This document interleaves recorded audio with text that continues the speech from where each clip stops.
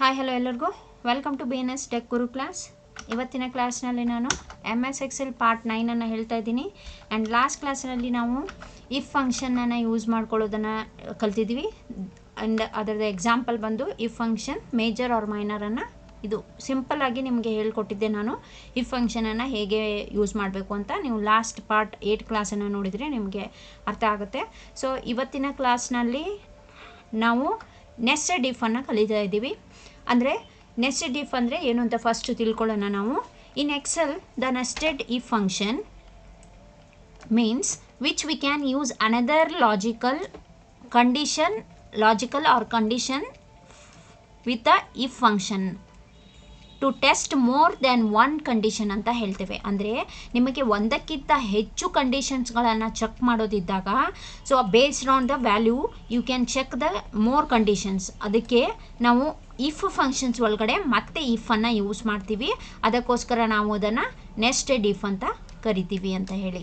ಹಾಗಾದರೆ ನೆಸ್ಟಿಂಗ್ ಅಂತಂದರೆ ಏನು meaning is defined as the method of combining multiple functions. ನೋಡಿ, ಕಂಬೈನಿಂಗ್ ಮಲ್ಟಿಪಲ್ ಫಂಕ್ಷನ್ಸ್ ಅಂತ ಹೇಳ್ತೀವಿ in one formula. In the same formula you can building a more if functions. So ಅದಕ್ಕೆ ನಾವು nested if ಅಂತ ಕರಿತೀವಿ. ಹಾಗಾದರೆ ಸಿಂಟೆಕ್ಸನ್ನು ನೋಡಿ, ಇಲ್ಲಿ ನಾರ್ಮಲಿ ನಾವು ಇಫ್ ಲಾಜಿಕಲ್ ಟೆಸ್ಟ್ ಮಾಡಬೇಕಾಗಿರುವಂಥ ಸೆಲ್ ಆ್ಯಂಡ್ ಇಲ್ಲಿ ಡೈರೆಕ್ಟ್ ಔಟ್ಪುಟ್ ಏನು ಬೇಕು, ಮತ್ತು ಲಾಜಿಕಲ್ ಟೆಸ್ಟ್ ವ್ಯಾಲ್ಯೂ ಆಗಬೇಕಾಗಿರೋ ಸೆಲ್ ಔಟ್ಪುಟ್ಟು, ಲಾಜಿಕಲ್ ಟೆಸ್ಟ್ ಆಗಬೇಕಾಗಿರೋ ವ್ಯಾಲ್ಯೂ ಆ್ಯಂಡ್ ಔಟ್ಪುಟ್, ಹೀಗೆ ನೀವು ಬಿಲ್ಡ್ ಮಾಡ್ತಾ ಹೋಗಬೇಕು. And at finally how many if functions you opened inside the one function, that much bracket you should close after the end of the function ಅಂತ ಹೇಳಿ. ಅಷ್ಟು ಬ್ರ್ಯಾಕೆಟ್ಗಳನ್ನು close ಮಾಡಬೇಕಾದ್ರೆ should be display with colour only. So ಬ್ಲ್ಯಾಕಲ್ಲಿ ಬರಬಾರ್ದು. ಹಾಗಾದರೆ ನಾವು ಇದನ್ನು ಎಕ್ಸೆಲಲ್ಲಿ ಯೂಸ್ ಮಾಡೋದನ್ನು ನೋಡ್ತಾ ಇದ್ದೀವಿ. ಬನ್ನಿ ಹಾಗಾದರೆ ಎಕ್ಸೆಲಲ್ಲಿ ಹೇಗೆ ನಾವು ನೆಸ್ಟೆಡ್ ಇಫ್ ಫಂಕ್ಷನನ್ನು ಯೂಸ್ ಮಾಡ್ತೀವಿ ಅನ್ನೋದನ್ನು ಕಲಿತಾ ಇದ್ದೀವಿ ಈಗ. ಸೊ ನಾವು I open MS Excel. So ಇವಾಗ ನಾನು ನಿಮಗೆ ಸಿಂಪಲ್ಲಾಗಿ ಇಫ್ ಫಂಕ್ಷನನ್ನು ಯೂಸ್ ಮಾಡಬೇಕಾದ್ರೆ ನಾನು ಸ್ಟೂಡೆಂಟ್ ಮಾರ್ಕ್ ಶೀಟನ್ನು ತೊಗೋತಾ ಇದ್ದೀನಿ. ಹಾಗಾಗಿ 4 ಕಾಲಮ್ಸ್ ಬೇಕಿತ್ತು, ಮರ್ಜ್ ಮಾಡ್ಕೊಂಡಿದ್ದೀನಿ. So I am entering the student mark sheet. See student mark sheet. Then here I am entering roll number, or else you can enter as a name. Direct you can enter name, subject, marks, remarks. Nodi. So name you can enter anything. I am entering some names: Akash, Arun, Deepak, again Arun,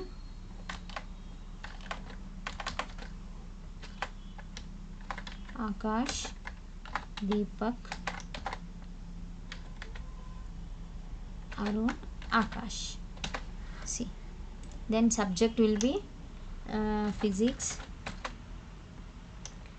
bio, chemistry, maths, again bio, again chemistry, physics. You can enter as a math.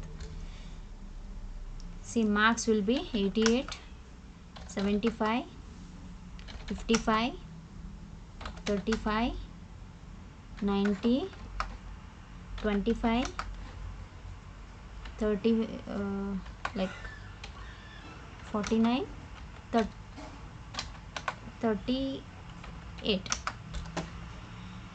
See, my intention is, so ನಿಮಗೆ data ready ಮಾಡ್ಕೊಂಡಿದ್ದೀನಿ. My intention is ಇಲ್ಲಿ ಒಂದು ಸೆಲ್ಲಲ್ಲಿ nested if ಅಂದರೆ if ಒಳಗೆ if ಫಂಕ್ಷನ್ಸನ್ನು use ಮಾಡಿ so ನಾನು ಒಂದು ರಿಸಲ್ಟನ್ನು ಸೊ 100 ಸ್ಟೂಡೆಂಟ್ಸ್ಗಳಿಗೆ ನೂರಾರು ಸಬ್ಜೆಕ್ಟ್ಗಳಿಗೆ ಲೈಕ್ ಅದು ಔಟ್ಸ್ಟ್ಯಾಂಡಿಂಗ್ ಆಗಿದೆಯಾ ಅಥವಾ ಡಿಸ್ಟಿಂಕ್ಷನ್ಸ್ ಅಂತ ಕೊಡ್ಬೋದು, first class, second class. So ಈ ಥರ ನನಗೆ ಡಿಫ್ರೆಂಟ್ ಕ್ಯಾಟಗರೀಸ್ ಅಂಡರಲ್ಲಿ ನಾನು ಲಾಜಿಕಲ್ ಟೆಸ್ಟ್ ಮಾಡಬೇಕಾಗಿದೆ. ಫಾರ್ ಎಕ್ಸಾಂಪಲ್, ನೀವು ಆಲ್ ದ ಅಬೋವ್ 35 ಇರೋದನ್ನು ಎಲ್ಲವೂ ನಮಗೆ ಡಿಸ್ಟಿಂಕ್ಷನ್ಸ್ ಕೊಡೋಕ್ಕಾಗೋದಿಲ್ಲ. Is it right? ಸೊ ಅದಕ್ಕೆ 35 ಅಬೋವ್ ಇರೋದನ್ನು ಡಿಸ್ಟಿಂಕ್ಷನ್ ಕೊಡೋಕ್ಕಾಗಲ್ಲ. ಸೊ ಜಸ್ಟ್ ಪಾಸ್ ಅಂತ ಕೊಡ್ಬೋದು. ಅದೇ ನಿಮಗೆ ಬಿಲೋ 35 ಇರೋದನ್ನು ನಾವು ಪಾಸ್ ಅಂತ ಕೊಡೋಕ್ಕಾಗಲ್ಲ, ಫೇಲ್ ಅಂತ ಕೊಡಬೇಕು. ಅದೇ ರೀತಿ ಇದೇ ಸರ್ಟನ್ ಕ್ರೈಟೀರಿಯಾ ಇರುತ್ತೆ, ಆ ಕ್ರೈಟೀರಿಯಾ ಮ್ಯಾಚ್ ಆಗಬೇಕು. ಮ್ಯಾಚ್ ಆದರೆ ಮಾತ್ರ ನಿಮ್ಗೆ ಆ ಉತ್ತರ ಬರುತ್ತದೆ. ಹಾಗಾದರೆ ನಾವು ಇಫ್ ಫಂಕ್ಷನನ್ನು ಸ್ಟಾರ್ಟ್ ಮಾಡುವಾಗ ಸೊ ನೋಡಿ, ಸೊ ಇಲ್ಲಿ just I am changing the width of the cell, ನಿಮಗೆ ಗೊತ್ತಾಗಲಿ ಅಂತ ಅಷ್ಟೇ. ಈಸ್ ಈಕ್ವಲ್ಸ್ ಟು ಈಫ್ ಒಂದು ವೇಳೆ bracket.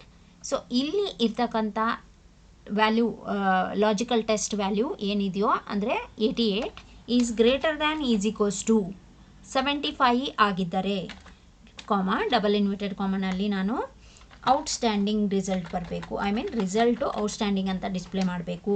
Double inverted comma close ಮಾಡಿ. ಇಷ್ಟಕ್ಕೆ ನಮ್ಮದು ಎಂಡ್ ಆಗಿಲ್ಲ. Why? Because we are testing so many subjects here. So that is what always if you open like this 75 and if you close this is single if function. So ಇದು ನಿಮಗೆ next apply ಮಾಡಬೇಕಾದ್ರೆ ಇದು ಎಲ್ಲದಕ್ಕೂ outstanding ಬಂದುಬಿಡ್ತದೆ. So ಆದ್ದರಿಂದ so ನಾವೇನು ಮಾಡಬೇಕು, ಇಲ್ಲಿ again ಈ ವ್ಯಾಲ್ಯೂಸ್ಗೆ ನಾವು ಅಂದರೆ ಡ್ರ್ಯಾಗ್ ಮಾಡ್ಕೊಂಡು ಆಟೋ ಫಿಲ್ ಮಾಡಿದಾಗ ಇದಕ್ಕೆ ಮ್ಯಾಚ್ ಆಗಬೇಕಲ್ಲ. ಸೊ ಆ ಲಾಜಿಕಲ್ ಟೆಸ್ಟನ್ನು ಇಫ್ ಫಂಕ್ಷನ್ಸನ್ನು ಕಂಟಿನ್ಯೂ ಮಾಡಬೇಕು. ಸೊ ಕಾಮ ಇಟ್ಬಿಟ್ಟು ಮತ್ತೆ ಇಫ್ ಅಂತ ಸ್ಟಾರ್ಟ್ ಮಾಡಿ ಬ್ರಾಕೆಟ್. ಅಗೇನ್ ಇವಾಗ ಸೇಮ್ ಸೆಲ್ಲನ್ನು ಸೆಲೆಕ್ಟ್ ಮಾಡ್ಕೋತಿದ್ದೀರಿ. Greater than is equals to right now I am giving 60 above, ಅಂದರೆ 60 ಅಬೋವ್ 75ಗಿಂತ ಕಮ್ಮಿ ಇದ್ದರೆ ನಮಗೆ ಎಕ್ಸಲೆಂಟ್ ಅಂತ ಬರಬೇಕು.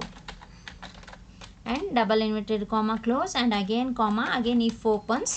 So bracket same criteria and greater than is equals to ನಾವು ಲಿಮಿಟ್ ಈಸ್ 50. ಸೊ 50 ಆಗಿದ್ದರೆ, ಗ್ರೇಟರ್ ದ್ಯಾನ್ 50 ಆಗಿದ್ದರೆ ಡಬಲ್ ಇನ್ವರ್ಟೆಡ್ ಕಾಮನಲ್ಲಿ ಗುಡ್ ಬರಬೇಕು. Then comma, again if opens bracket same criteria greater than is equals to limit is 35 ನಾವು. So comma double inverted ಕಾಮನಲ್ಲಿ pass. So ನಾವು you can observe, ಈಗ ನೋಡಿ ನೀವು 35 ಅಬೋವ್ ಇದ್ದರೆ ಪಾಸ್ ಅಂತ ಕೊಡು ಅಂತ ಕೇಳಿದ್ದೀರಿ. ಸೊ ಈಗ ಬಿಲೋ 35ಇಂದ ನಮಗೆ 1ವರೆಗೂ ತೊಗೊಂಡ್ರು ನಮ್ಮ ರಿಸಲ್ಟ್ ಏನು ಬರಬೇಕು, ಫೇಲ್ ಅಂತ ಬರಬೇಕು. ಆದ್ದರಿಂದ ನಾವು ಇಲ್ಲಿ ಎಲಾಬ್ರೇಟ್ ಮಾಡೋ ಅವಶ್ಯಕತೆನೇ ಇಲ್ಲ. So direct you can close the function with the logical test as a fail ಅಂತ ಹೇಳಿ. ಸೊ ನಮಗೆ ಇಲ್ಲಿಗೆ ನಮ್ಮದು ಬ್ರೇಕ್ ಆಗುತ್ತೆ. ಸೊ ಸ್ಟಾಪ್ ಮಾಡಬೇಕು. ಅದಕ್ಕೋಸ್ಕರ ನಾನು ಡೈರೆಕ್ಟಾಗಿ ಇಲ್ಲಿಂದ ಕೆಳಗೆ ಎಷ್ಟೇ ಬಿದ್ದರೂ, ಐ ಮೀನ್ 35ಗಿಂತ ಎಷ್ಟು ಕೆಳಗೆ ಬಂದ್ರೂ ಮಾರ್ಕ್ಸು ನಮಗೆ ಫೇಲ್ ಅಂತ ಬರಬೇಕು. ಸೊ ಇಲ್ಲಿ ಅಬ್ಸರ್ವ್ ಮಾಡಿ. ಸೊ ನಾನು ಇಲ್ಲಿ ಗ್ರೇಟರ್ ದ್ಯಾನ್ 75 ಕೊಟ್ಟಿದ್ದೆ, ಇಲ್ಲಿ 60 ಕೊಟ್ಟಿದ್ದೀನಿ ಅಂದಮೇಲೆ ಸೊ ಅಬೌವ್ 75 ಇರೋದೆಲ್ಲ ನಮಗೆ ಔಟ್ಸ್ಟ್ಯಾಂಡಿಂಗ್ ಬರುತ್ತೆ. ಹಾಗಾದರೆ 60ಇಂದ 74ವರೆಗೂ ಬಂದಿರೋದೆಲ್ಲ ಎಕ್ಸಲೆಂಟ್ ಬರುತ್ತೆ. 50ಇಂದ 59ವರೆಗೂ ಬರೋದೆಲ್ಲ ಗುಡ್ ಅಂತ ಬರುತ್ತೆ. 35ಇಂದ 49ವರೆಗೂ ಬರೋದೆಲ್ಲ ಪಾಸ್ ಅಂತ ಬರುತ್ತೆ. ಹಾಗೆ ಆ ಸರ್ಟನ್ ಕಂಡೀಷನ್ಸ್ ಕೊಟ್ಟಿರೋದ್ರಿಂದ ಅಷ್ಟು ವ್ಯಾಲ್ಯೂವಿಂದ ಅಲ್ಲಿ ವ್ಯಾಲ್ಯೂವಿಂದ ಇಲ್ಲಿವರೆಗೂ ಅಂತ ಕನ್ಸಿಡರ್ ಮಾಡ್ಕೊತಾ ಚೆಕ್ ಮಾಡ್ತಾ ಬರುತ್ತೆ. ಯಾವಾಗ ಕಂಡೀಷನ್ ಮೆಟ್ ಆಗುತ್ತೆ, ಐ ಮೀನ್ ನಿಮಗೆ ಅಲ್ಲಿ ತಲುಪುತ್ತಲ್ಲ, ಆವಾಗ ಅದು ರಿಟರ್ನ್ ವ್ಯಾಲ್ಯೂ ಅಂತ ವ್ಯಾಲ್ಯೂವನ್ನು ಬರೆಯುತ್ತೆ. ನೀವು ಏನು ಡಬಲ್ ಇನ್ವರ್ಟೆಡ್ ಕಾಮನಲ್ಲೇ ಹಾಕಿರ್ತೀರಿ ಅದು ಆ್ಯಸ್ ಅ ಆನ್ಸರ್ ಆಗಿ ನಿಮಗೆ ಡಿಸ್ಪ್ಲೇ ಆಗುತ್ತೆ ಅಂತ. ಈಗ ಎಷ್ಟು ಇಫ್ ಫಂಕ್ಷನನ್ನು ನಾವು ಓಪನ್ ಮಾಡಿದ್ದೀವಿ ಅಷ್ಟು ಬ್ರಾಕೆಟನ್ನು ನಾವು ಕ್ಲೋಸ್ ಮಾಡ್ಕೋಬೇಕು. ಸೊ 4 ಇಫನ್ನು ಓಪನ್ ಮಾಡಿದ್ದೀನಿ. ದೆನ್ ಕ್ಲೋಸ್ ಮಾಡೋ ಟೈಮಲ್ಲಿ ನಾನು ಹೇಳಿದೆ ನಿಮಗೆ that should be display on colour on the basis of next ಅಂತ ಕಂಟಿನ್ಯೂ ಆಗುವಾಗ ಯಾವ ಕಲರಲ್ಲಿ ಇಫ್ ತೊಗೊಂಡಿರುತ್ತೆ ಅದರಿಂದನೇ ಕ್ಲೋಸ್ ಆಗಬೇಕು. At last first one if at last close ಆಗಿ ಎಂಟೈರ್ ಫಂಕ್ಷನ್ ಕ್ಲೋಸ್ ಆಗುತ್ತೆ. ನಾವು you hit the enter key.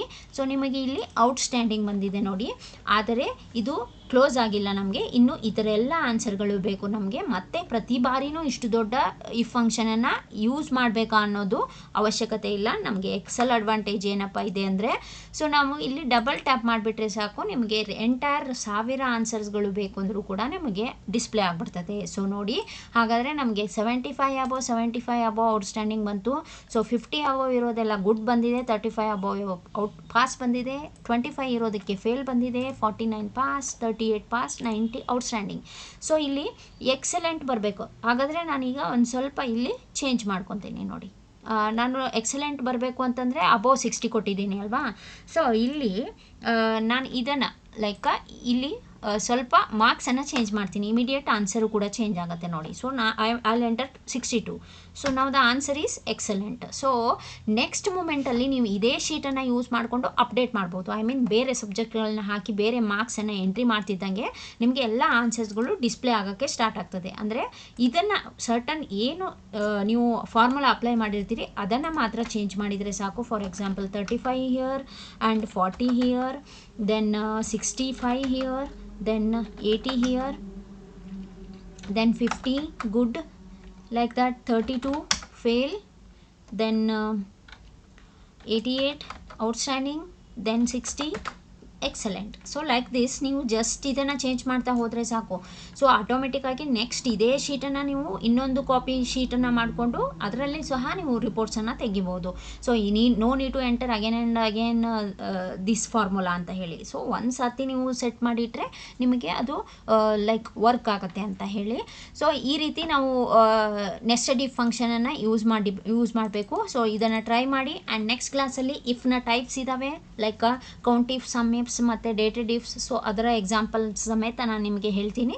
So until then stay tune. So ನನ್ನ ಚಾನಲನ್ನು ಇನ್ನೂ ಯಾರು ಸಬ್ಸ್ಕ್ರೈಬ್ ಮಾಡ್ಕೊಂಡಿಲ್ವೋ ಹಾಗೆ ಸಬ್ಸ್ಕ್ರೈಬ್ ಮಾಡ್ಕೊಳ್ಳಿ. ಸೊ ನೀವು ನನ್ನ ನೆಕ್ಸ್ಟ್ ಕ್ಲಾಸ್ಗಳ ಅಪ್ಡೇಟ್ಗಳನ್ನು ಈಸಿಯಾಗಿ ನಿಮಗೆ ನೋಟಿಫಿಕೇಷನ್ ಬರುತ್ತೆ. Thank you. Stay tune.